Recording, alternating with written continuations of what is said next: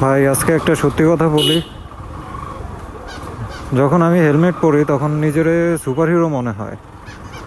হ্যাঁ, দেখতেছেন না কি স্মুথলি রাইড দিতেছি, মনে হইতেছে ফাস্ট অ্যান্ড ফিউরিয়াসের হিরো। কিন্তু প্রবলেম হয়েছে যখন রাস্তায় শো করে আইসা একটা অটোরিকশা মাঝখান দিয়ে ঢুকায় দেয়, তখন আর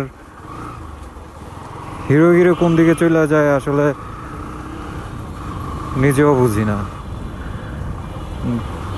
তারা মোটামুটি একজন পাইলট হওয়ার যোগ্য।